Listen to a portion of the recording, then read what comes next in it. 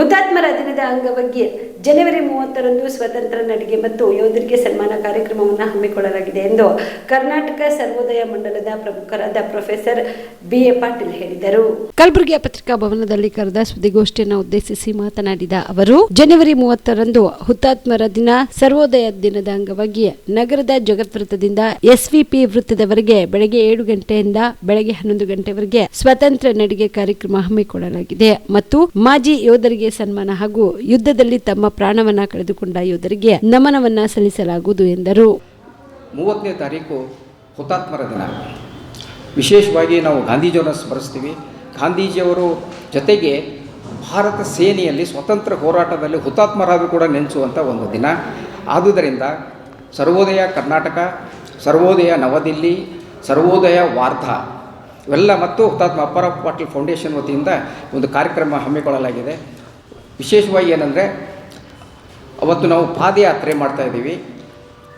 ಅಂಬೇಡ್ಕರ್ ಜಗತ್ ಸರ್ಕಲ್ನಿಂದ ತಿಮ್ಮಾಪುರಿವರೆಗೂ ದಾರಿಯಲ್ಲಿ ಬರುವ ಎಲ್ಲ ರಾಷ್ಟ್ರ ನಾಯಕರಿಗೆ ವಂದನಾರ್ಪಣೆ ಮಾಡಿ ಇದು ಯಾಕೆ ನಾವು ಪಾದಯಾತ್ರೆ ಮಾಡ್ತಿದ್ದೀವಿ ಅಂದರೆ, ಜನರಲ್ಲಿ ಒಂದು ಸ್ವಾತಂತ್ರ್ಯದ ಕಿಚ್ಚಿರಬೇಕು, ಸ್ವಾತಂತ್ರ್ಯದ ಬಗ್ಗೆ ಒಂದು ಪರಿಕಲ್ಪನೆಯಲ್ಲಿ ಪ್ರಮುಖವಾಗಿ ಯುವಕರಲ್ಲಿ ನಮ್ಮ ಈ ಪಾದಯಾತ್ರೆಯಲ್ಲಿ ಫ್ರೀಡಮ್ ವಾಕರಲ್ಲಿ ಸುಮಾರು ಭಾರತದ 25 ರಾಜ್ಯಗಳಿಂದ 20 ಜನರು ಬರ್ತಾ ಇದ್ದಾರೆ.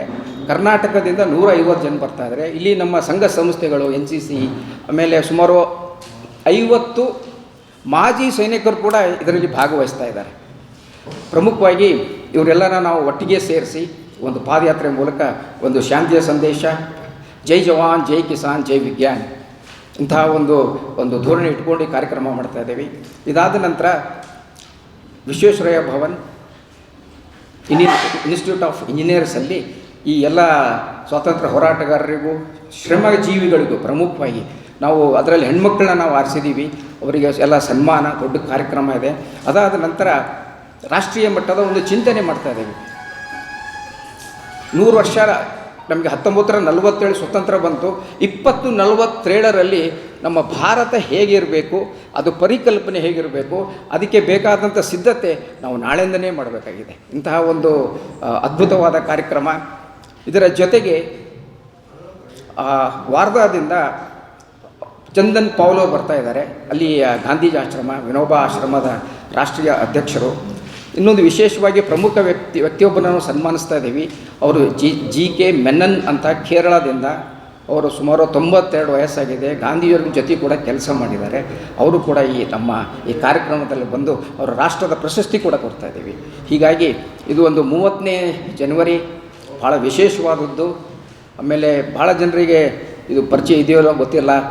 ಪ್ರತಿ ವರ್ಷ 30ನೇ ಜನವರಿ 11 ಗಂಟೆ ಶಾಬದಿ ಮಲ್ಟಿ ಸ್ಪೆಷಾಲಿಟಿ ಹಾಸ್ಪಿಟಲ್ ಮತ್ತು ಟ್ರಾಮಾ ಕೇರ್ ಸೆಂಟರ್ 24x7 ತುರ್ತು ಚಿಕಿತ್ಸಾ ಸೌಲಭ್ಯ ಉಳ್ಳ ಆಸ್ಪತ್ರೆ. ಕಲಬುರಗಿ ಜಿಲ್ಲೆಯ ಖ್ಯಾತ ಹಿರಿಯ ಅನುಭವಿ ವೈದ್ಯರ ನೇತೃತ್ವದಲ್ಲಿ orthopaedic, ENT, neuro surgery, general surgery, general medicine, urology, gastro surgery, paediatric, obstetrics, gynaecology, cardiology, neurology, arthroplasty, arthroscopy, spine surgeries ಸೇರಿದಂತೆ OPD, IPD, ICU, NICU, ultrasound, 2D echo, laboratory, major OT ಸೌಲಭ್ಯದೊಂದಿಗೆ ಎಲ್ಲ ರೋಗಕ್ಕೂ ಒಂದೇ ಸೂರಿನಡಿ ರಿಯಾಯಿತಿ ದರದಲ್ಲಿ ಶಾಬದಿ ಮಲ್ಟಿ ಸ್ಪೆಷಾಲಿಟಿ ಹಾಸ್ಪಿಟಲ್ ಮತ್ತು trauma care centre 24x7 emergency ಚಿಕಿತ್ಸೆ ನೀಡಲಾಗುವುದು. ಹೆಚ್ಚಿನ ಮಾಹಿತಿಗಾಗಿ ಸಂಪರ್ಕಿಸಿ ಶಾಬದಿ ಮಲ್ಟಿ ಸ್ಪೆಷಾಲಿಟಿ ಹಾಸ್ಪಿಟಲ್ ಮತ್ತು trauma care centre, STBT bus stand, ದರ್ಗಾ ರೋಡ್, ಸಂತ್ರಸ್ವಾಡಿ, ಕಲಬುರಗಿ. Mobile number